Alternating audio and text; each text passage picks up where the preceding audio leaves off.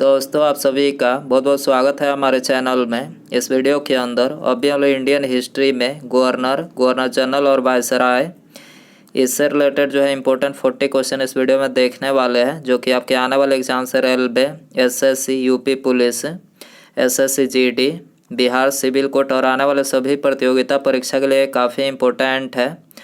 तो दोस्तों आप इस वीडियो को बहुत ध्यान से लास्ट तक देखिए। चैनल पर नया है तो चैनल को सब्सक्राइब कर बगल में एक बेल आइकन आएगा, उसे ऑन करके ऑल नोटिफिकेशन पर क्लिक कर दें।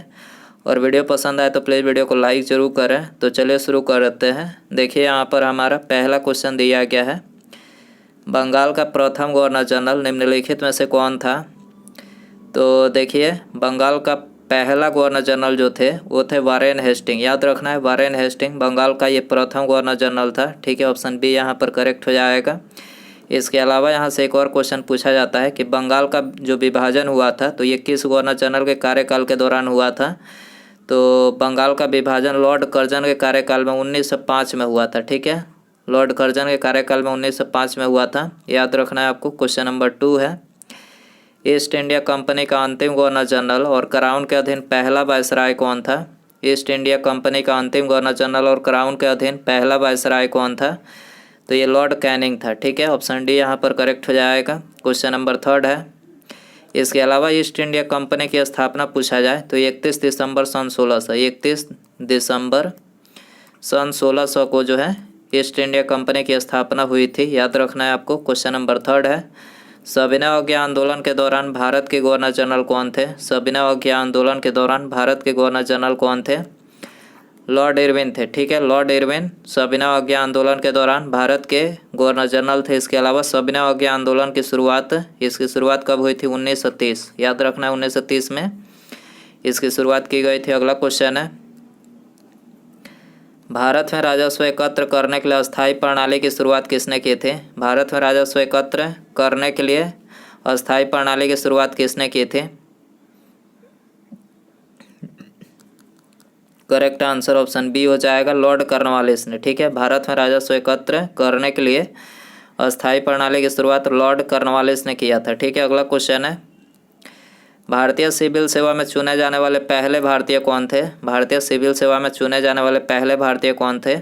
सत्येंद्र नाथ टैगोर थे। ठीक है, सत्येंद्र नाथ टैगोर, ऑप्शन डी यहाँ पर करेक्ट हो जाएगा। अगला क्वेश्चन है, बंगाल का विभाजन सन 1905 में किसकी अध्यक्षता में हुआ था। बंगाल का विभाजन सन 1905 में किसकी अध्यक्षता में हुआ था।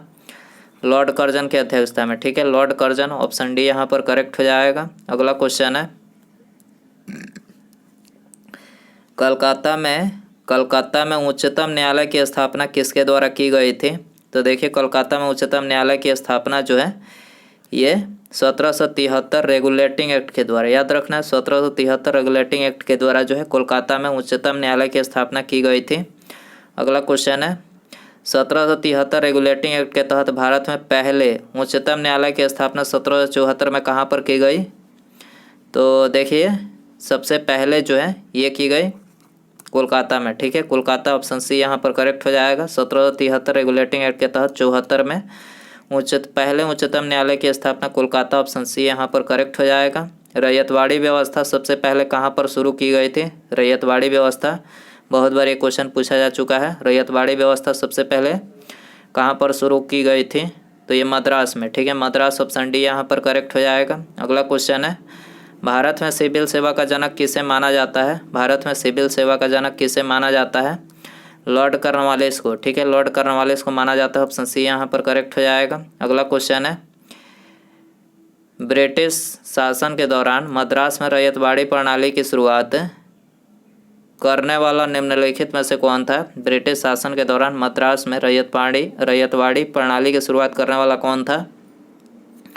तो ये थॉमस मुनरो थे। थॉमस मुनरो, ऑप्शन सी यहाँ पर करेक्ट हो जाएगा। अगला क्वेश्चन है, भारत का प्रथम वायसराय कौन था। भारत का प्रथम वायसराय कौन था। Lord Canning. Lord Canning Bharat का प्रथम वायसराय, ऑप्शन बी यहाँ पर करेक्ट हो जाएगा। निम्नलिखित में से किस भारतीय गवर्नर जनरल ने राजा राम मोहन राय के साथ मिलकर सती प्रथा का अंत किया। राजा राम मोहन राय के साथ मिलकर किस भारतीय गवर्नर जनरल ने सती प्रथा का अंत किया था। किसने किया था। लॉर्ड विलियम बेंटिक ने। याद रखना है lord William Bentinck, option C correct हो जाएगा। निम्नलिखित में से किस भारतीय गवर्नर जनरल ने प्रेस को स्वतंत्रता दिलाई थी? किस भारतीय गवर्नर जनरल ने प्रेस को स्वतंत्रता दिलाई थी?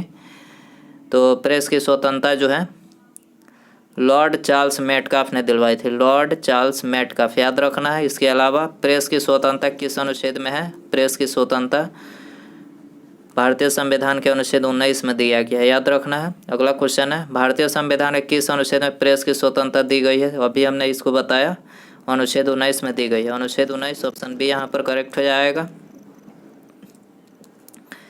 चौथे आंग्ल मैसूर का युद्ध बंगाल के किस गवर्नर जनरल के कार्यकाल में हुआ था? चौथे आंग्ल मैसूर का युद्ध बंगाल के किस गवर्नर जनरल के कार्यकाल में हुआ था? लॉर्ड ब्लेजली के कार्यकाल में हुआ था। ठीक है। अगला क्वेश्चन है, भारतीय रेलवे और टेलीग्राफ सेवा की शुरुआत किसके शासनकाल के दौरान हुई थी? भारतीय रेलवे और टेलीग्राफ सेवा की शुरुआत किसके शासनकाल के दौरान हुई थी? तो ये लॉर्ड डलहौजी के शासनकाल के दौरान हुई थी। ऑप्शन डी यहाँ पर करेक्ट हो जाएगा। अगला क्वेश्चन है, श्रीरंगपट्टनम की संधि टीपू सुल्तान और किसके बीच हुई थी? श्रीरंगपट्टनम की संधि टीपू सुल्तान और किसके बीच हुई थी? तो ये लॉर्ड कर्नवालिस, टीपू सुल्तान और लॉर्ड कर्नवालिस के बीच में हुई थी। ऑप्शन सी यहाँ पर करेक्ट हो जाएगा। 1857 के विद्रोह के समय भारत के गवर्नर जनरल कौन थे? Very important question. 1857 के विद्रोह जब हुआ था तो उस समय भारत के गवर्नर जनरल कौन थे, यह बताना है इसमें। लॉर्ड कैनिंग थे। ठीक है, लॉर्ड कैनिंग। ऑप्शन डी यहाँ पर करेक्ट हो जाएगा। अगला क्वेश्चन है, 1857 की क्रांति कहाँ से प्रारंभ हुई थी? 1857 की क्रांति कहाँ से प्रारंभ हुई थी? मेरठ से। कब हुई थी? 10 मई सन 1857। याद रखना है, डेट आपको 10 मई को मेरठ से शुरू हुई थी। अगला क्वेश्चन है, भारतीय संविधान में पंचवर्षीय योजना किस देश के संविधान से लिया गया है? तो भारतीय संविधान में जो पंचवर्षीय योजना जो लिया गया है तो ये रूस के संविधान से, याद रखना है, रूस के संविधान से। सी आंसर हो जाएगा। अगला क्वेश्चन है, इंग्लैंड के हाउस ऑफ कॉमन्स के द्वारा भारत के किस गवर्नर जनरल पर महाभियोग चलाया गया था? इंग्लैंड के हाउस ऑफ कॉमन्स के द्वारा भारत के किस गवर्नर जनरल पर जो है महाभियोग चलाया गया था? वारेन हेस्टिंग पर चलाया गया था। वारेन हेस्टिंग, ये आंसर हो जाएगा। अगला क्वेश्चन है, पिट्स इंडिया एक्ट के अंतर्गत किसे स्थापित किया गया था? पिट्स इंडिया एक्ट के अंतर्गत किसे स्थापित किया गया था? नियंत्रण बोर्ड को स्थापित किया गया था। ऑप्शन बी यहाँ पर करेक्ट हो जाएगा।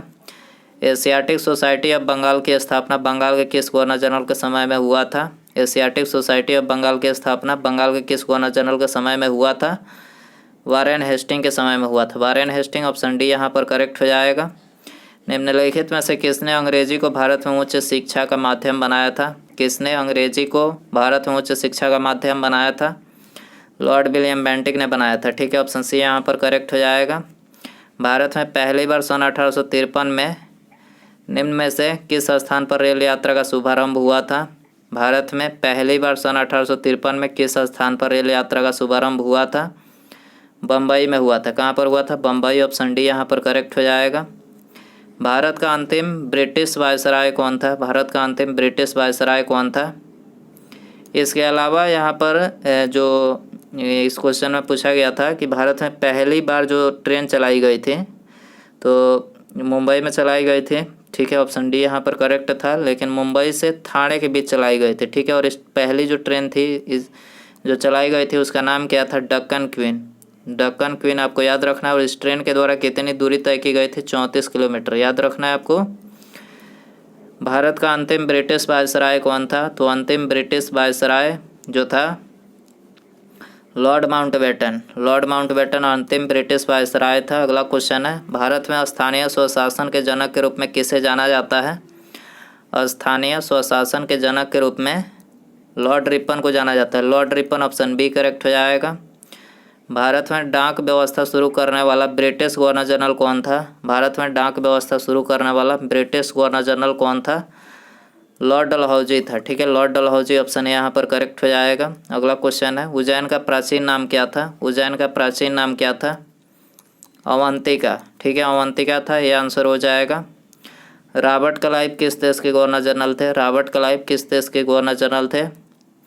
ब्रिटिश देश के। ठीक है, ब्रिटिश देश के गवर्नर जनरल थे। सी आंसर हो जाएगा। भारत की यात्रा करने वाला पहला पुर्तगाली कौन था?